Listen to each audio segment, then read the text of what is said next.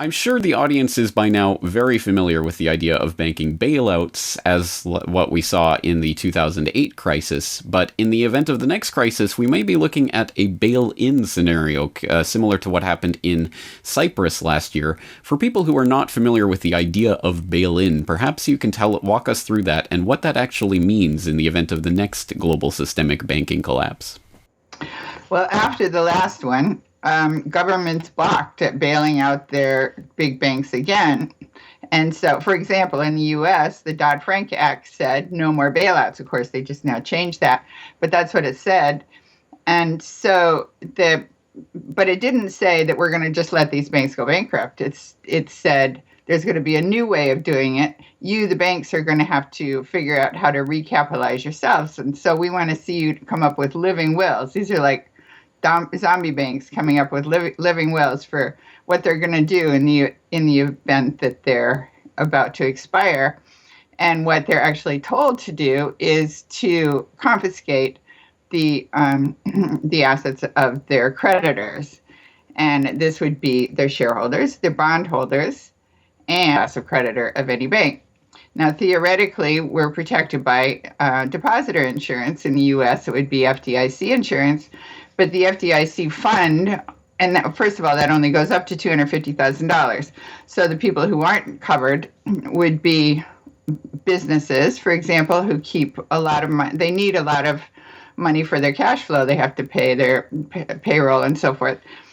And in Cyprus, for example, everybody over the deposit limit, which in the Eurozone is 100,000 euros, lost 50, I guess in the end, they lost about 50% of what they had in the bank. Well, that was a huge hit. And these were mostly businesses, local businesses. So that means they wind up either closing their doors or laying off their employees. So everybody basically got hit. The whole economy got hit. So anyway, the people under $250,000, which would be most of us, are supposedly covered by this FDIC fund, which currently, last time I looked, had $46 billion in it. The problem is that there are $4.5 trillion or so of deposits that are covered by that $46 billion. That's like half of all the deposits, which are close to $10 trillion. So obviously there's not enough money to cover all the deposits.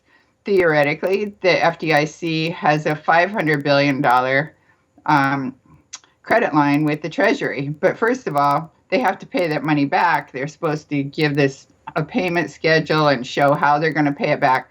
Who's going to pay it back? It's supposed to be their members who pay premiums. And the last time they had to pay back much, much less, just like a few billion. It was very hard on the small banks, and many of the small banks then wound up either going under or selling out to the larger banks. So they would never be able to bail out a JP Morgan or a Bank of America, which both have over $1 trillion in deposits. But the big liability is their derivatives. They have there are 280 trillion in derivatives that's the exposure of the U.S. banks. There are 6 big banks that are there, or 5 or 6 big banks that are the big derivatives banks. And so JP Morgan, for example, both JP Morgan and Bank of America have over 50 trillion in derivatives. So if they get hit with something unexpected, a big derivatives loss, then it could well wipe out their deposits. And the problem is that under the Bankruptcy Reform Act of 2005, the derivatives players go first in bankruptcy. So they get to snatch all the collateral before the FDIC even gets in there, or the state and local governments who they theoretically are secured with collateral, but so are the derivatives players, and they're the ones that get to go first. So they're going to take all the money. And right now, what we're looking at, and why I think there's all this haste to change the rules again, is the collapse in the price of oil, which has gone down by about 50. It's gone down by half, which nobody anticipated, and it's not within. Of course, the banks plan for it; they hedge and they plan for all these things when they do their derivatives, but nobody planned for that because it simply was not the result of supply and demand. There's pretty good evidence that it's actually geopolitical warfare against Russia and Iran, but particularly Russia. So that is going. So the big banks are the counterparties on all these derivatives that the oil producers buy in order to protect their price.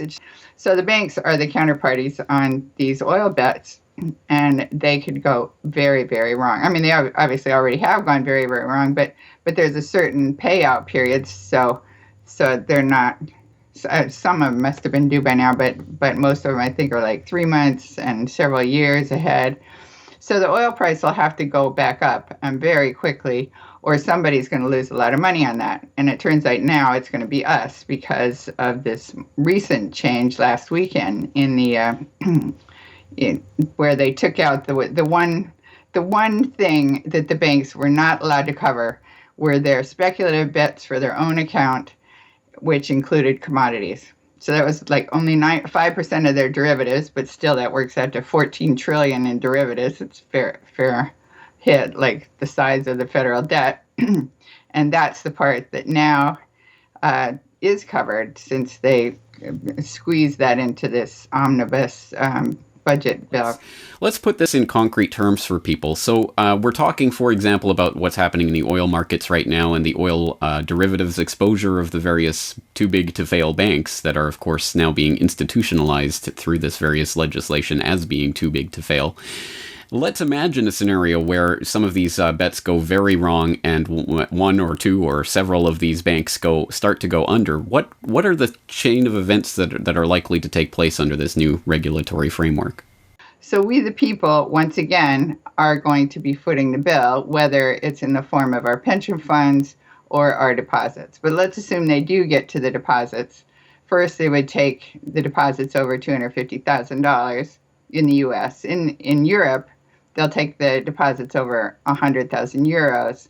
The deal in Europe was there was this banking union that they agreed to last spring, and it was supposed to be a three-pronged deal where first the bankrupt banks would bail in their creditors' money.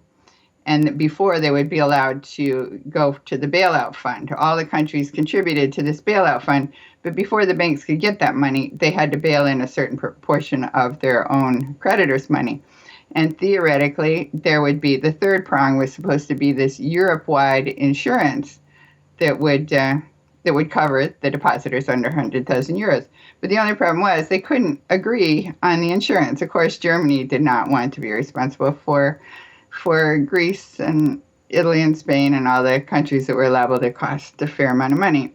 So they don't have the insurance, which is critical to this whole plan. So if you're in one of those southern countries that's very vulnerable and your big banks go bankrupt, your only recourse is going to be to your own government, which at that point, no doubt, is going to be bankrupt. So it'll be another Cyprus, only in this instance, it'll probably be the ordinary depositors who get hit as well.